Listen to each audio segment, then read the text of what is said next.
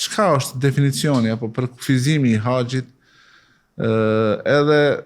cila është pozita e haxhit, edhe çfarë vlerë ka sipas fesë islame, sipas botkuptimit të asaj që ka ardhur në shpalljen që i është dhënë Muhamedit sallallahu alaihi wasallam. Haxhi realisht është një ibadet i veçantë, është një vizit, mirë po jo si vizita tjera, është një vizit në një vend të caktuar, në një vend të veçantë mbi sipërfaqen e tokës, bëhet fjalë për një vizit që e bën besimtari në Ka'ben e bekuar, me një qëllim, me një nijet të pastër për hir të Allahut Azza wa Jall,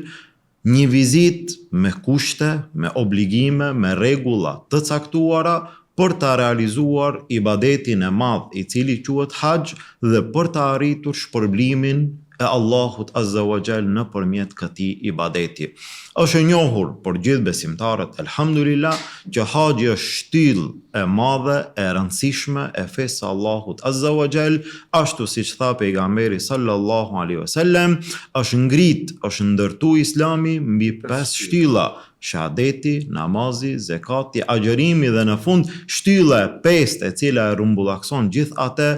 haxhi për hir të Allahut, për ata të cilët kanë mundësi. Gjithashtu Allahu Azza wa Jall, edhe pse me çdo ibadet është ajo për ata që e kanë mundësi. Për shembull, ata që e kanë obligim namazin, e kanë obligim të falin në këmbë, të qëndrojnë në këmbë kur kanë mundësi. Kur nuk kanë mundësi, Allahu do të thonë, por në këtë rast është theksuar në mënyrë të veçantë limen istata ilehi sebila, kush ka mundësi që ta kryejnë haxhin me gjithë ato kushte që i kërkon haxhi. Kjo është shumë me rëndësi të kuptohet nga njerëzit, nga se ai të cilët Allahu nuk ja mundson që t'i plotson kushtet apo të bëhet gati për atë udhtim, ai edhe nuk e ka obligim, derisa ti plotësojnë kushtet. Prandaj kjo është si një lloj ngushëllimi për ata njerëz të cilët ndoshta janë përmalluar me pa advent, por Allahu subhanahu taala me urtësinë e tij të lartë edhe kulmore dhe me diturinë e tij absolute e ka caktuar ashtu që të ndodh. Faqet të ndërprerë, vetëm jo, pa problem. Nëse kthehemi në ajetin që edhe e përmendet, Allahu Azza wa Jall e përmend çështjen e mundësisë si patjetër për secilin që ka mundësi, tha Allahu Azza wa Jall, "Walillahi 'ala an-nasi hajjul bayti man istata'a ilayhi sabila." Për njerëzit është haxhi në Ka'ben e bekuar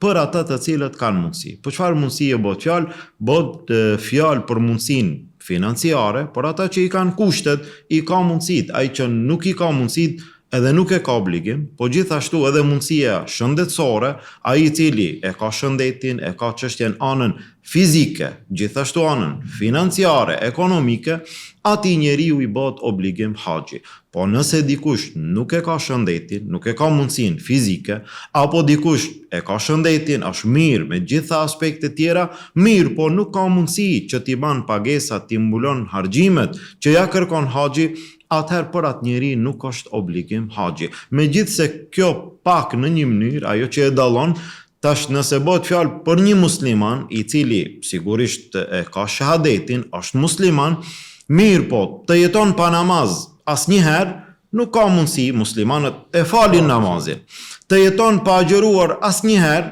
megjithse edhe agjërimi është me mundësi, mirë po, muslimanët agjërojnë. Edhe ai i cili është me arsye për të mos agjëruar, do t'i vi momenti që do t'a kompenzon, do t'a agjëron.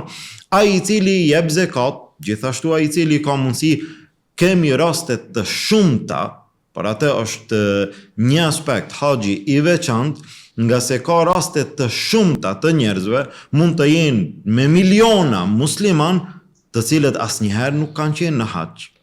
dhe të cilët asnjëherë nuk do të mund të shkojnë në haxh. Gjithashtu një pjesë e madhe të cilët vetëm një herë në jetë shkojnë në haxh, megjithse ndoshta shumë musliman nuk do ta praktikojnë këtë ibadet, shkaku i jo mundësive, pa mundësive të tyre, megjithatë aq është i rëndësishëm, aq është madhështor, Allahu e renditi në shtyllat e Islamit. Ani se shumë njerëz nuk do ta veprojnë fare, ata që kanë mundësi, mirë, po megjithatë ata që kanë mundësi përsëri e ka këtë rëndësi, këtë vlerë të madhe dhe kanë obligim që ta realizojnë.